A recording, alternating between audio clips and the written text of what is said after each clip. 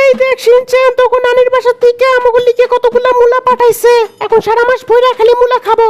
আম্মা আমি হেন থেকে একটা মূলা নিলাম, আমি আর লোভ সামলাতে পারতাছি না। এই দিলাম মূলা একটু মেউনিস, সেই স্বাদ। এখন একটু বাসি চা খাই। আরে করছাও কি মূলা দিয়ে এত আইটেম, এখন আমি কোনটা থুয়ে কোনটা খাই? যদিও তোমার রান্না অনেক খারাপ হয়, তারপরেও খাবার খাওয়ার পরে তোমার প্রশংসা করতে হইব, নালে তো তুমি আমার দইরা মারবা। কিরে ডালের উপর কি ভাসে? আম্মা আমি সকালেও মূলা খাইছি, দুপুরেও মূলা খাইছি, রাত্রেও কি মূলা খাওয়া লাগবো? অন্য আইটেম করলে কি হইতো? অন্য আইটেম করলে তো মূলাগুলা থাইকে যাইতো। এতগুলা মূলা তো নষ্ট হইতো, তো আর দেওয়া যায় না। তাই তোরা বাপ পুতে মিললে সব মূলা খাইয়ে শেষ করবি।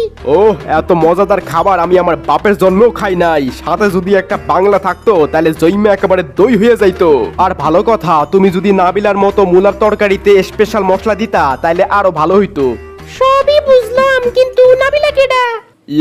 মানে নাবিলা হলো আমার পাতাইন্না ছোট বোন। আমরা একই অফিসে কাম করি। অফিসের ব্রেক টাইমে আমরা আমাদের দুজনের টিফিন একে অপরের সাথে শেয়ার করি, এতে করে আমাদের সম্পর্ক আরো গভীর হইব।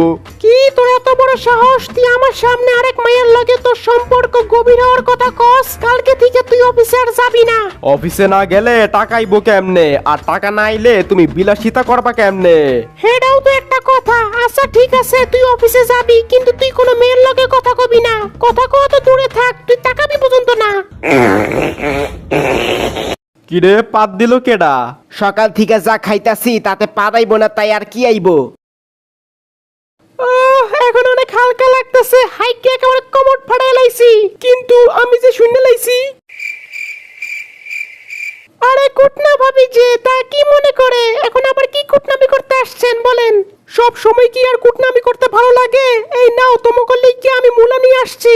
আমি আবার আমার জামাইরে না জানাইয়া বাজার থেকে মূলা কিনছি।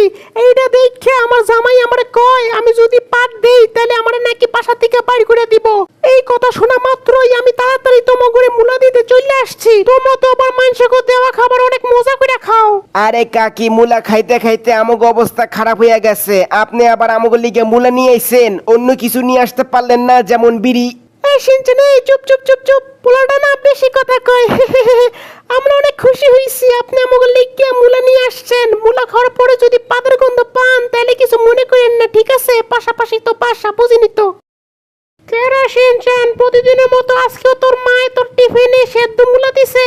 আমারে দেখোস না, আমার মায় আমার টিফিনে দিছে শুটকি মাছের বার্গার। ও তাই নাকি? তাহলে চল দুজনে টিফিন অদল বদল করি। হপ বেটা, তোর এই মূলা খাইয়া পাদে কেডা? তোরটা তুই খা, আমি তো খাবো শুটকি মাছের বার্গার। শালা বিপদে মানুষ চেনা যায়। তোর এই ব্যবহার আমার মনে থাকলো রে। আজকে পুরো একটা বোতল মারছি, কি আর করব? বইয়ের পেড়ায় জীবনটা তেজপাতা হইয়া গেছে। কিরে এই স্যান্ডেল গুলো আইলো কই থিকা? তুমি কি আজকাল স্যান্ডেল চুরি করা শুরু করছো নাকি? আরে না, ঘরে অনেকগুলা মূলা আছে তো, তাই সবাইকে মূলা খাওয়ার দাওয়াত দিছি, যাতে মূলাগুলা তাড়াতাড়ি শেষ হয়ে যায়। অস্থির খাওন ভাবি, আর একটু দেন তো। আজকে আপনাকে বাসা সব খাওন খাইয়া শেষ করে ফেলবো। আরে মদন ভাই, আপনি এখানে খাড়ায় আছেন কেন? তাড়াতাড়ি খাওন খাইতে বইয়া পড়েন, নালে কিন্তু বাগে কিছুই পাইবেন না। এইটা তো দেখতেই পারতাছি। তুমি জানো আমি একটু আগে তোমার অনুমতি ছাড়া পাদ মারছি, তুমি কিছু মনে করো না, ঠিক আছে? সমস্যা নাই, আমিও তো মারছি। শালারা গেলেই রুমের ভিতর রুম স্প্রে মারতে হইব, বুঝছস? এরকম দাওয়াত যদি প্রতিদিন পাওয়া যায় তাহলে আমার খাওয়ানোর টাকা বাইসা যাইবো। মদন ভাই, আর কাউরে খাওয়ানোর দাওয়াত দেন বা না দেন, আমারে কিন্তু দিবেন, আগেই কই। ওরে বাবারে, মূলা খাইয়া আমার পেটে অনেক গ্যাস হইছে। মনে হইতাছে পাদ মারলে বাড়ি সহ উড়ে যাবো আমরা।